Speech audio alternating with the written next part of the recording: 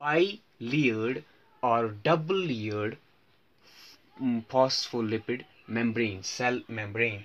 तो ये जो अब ये फॉस्फोलिपिड होता है, ये क्या चीज होती है? अब ये क्वेश्चन है आपका। फॉस्फोलिपिड जो होता है, इसमें हाइड्रोफिलिक क्या होती है? हेड होता है इसका। That means hydrophilic means water loving, it loves the water. तो ये, और इसको दूसरा भी हम कह सकते हैं, ये पोलर भी होती है। दैट मीन्स ये चार्जड होती है, पॉजिटिव चार्जड और नेगेटिव चार्जड। दैट मीन्स ये क्या होती हैं? पोलर चार्जड होती हैं। ये हाइड्रोफोबिक हेड इसका, इस फॉस्फोलिपिड का। दूसरी बात ये है इसमें कि इसकी जो टेल होती है वो होता है हाइड्रोफोबिक। हाइड्रोफोबिक मीन्स ये होता है वाटर फोबिया होता है इसका। The hydro means always, you should remember, wherever there is hydro that means it is water, there is a presence of water, or the word means the water.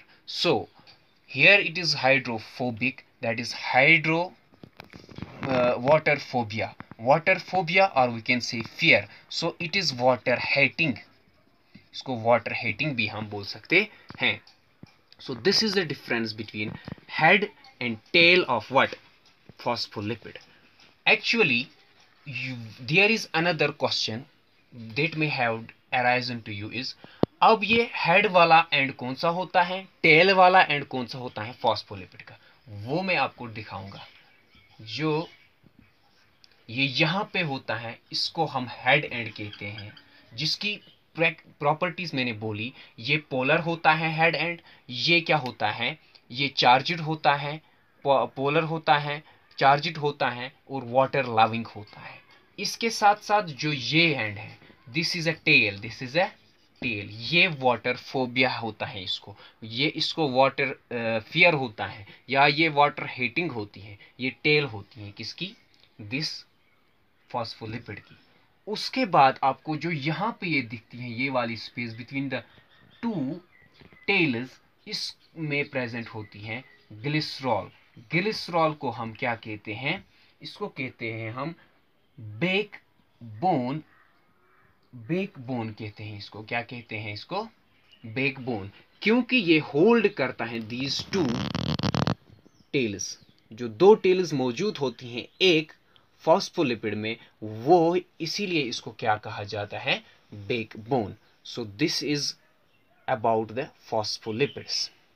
तो phospholipids की अगर हम बात करेंगे अब सेल की, तो अंदर से भी आपको पता होता है कि intra cellular water is present, बाहर से भी होता है extra cellular water is present, because our body is made up of water 75%. So aqueous it is here, aqueous it is here.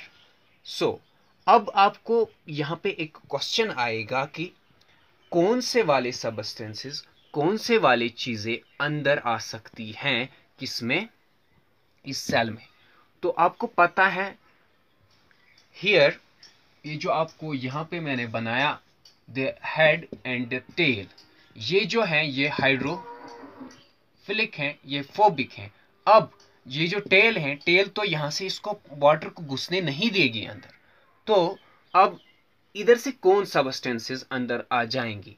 That means ज्यादातर लिपिड्स आएंगे, बिकॉज दिस लिपिड जो होता है, लिपिड क्या होता है, एक तो ये स्मॉल होती है, इसमें जो प्रॉपर्टी होनी चाहिए एक सबस्टेंस की, अगर अंदर आना होगा किसी सबस्टेंस को, वो स्मॉल होना चाहिए, उसका मॉलिक्यूलर वेट भी क्या होना चाहिए?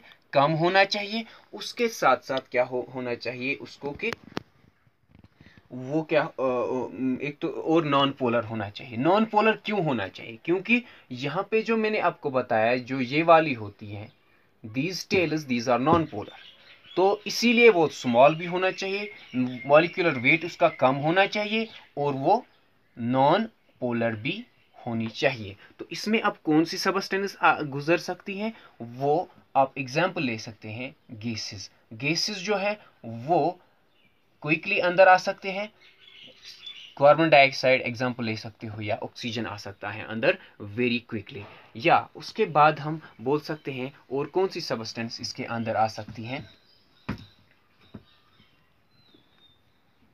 और इसमें आ सकता है, अब अगर हम वाटर की बात करेंगे, वाटर जो है ये स्मॉल है मगर ये पोलर है, ठीक है, तो ये भी आ सकता है अंदर मगर स्लोली, जल्दी नहीं। इसके साथ साथ कौन सा सब्सटेंस आ सकता है अंदर, बेंजीन आ सकता है। बेंजीन जो है इसका लार्ज ये पार्टिकल होता है, मॉलिक्यूल होता है, मगर ये नॉन पोलर होता है, इसकी ये प्रॉपर्टी है।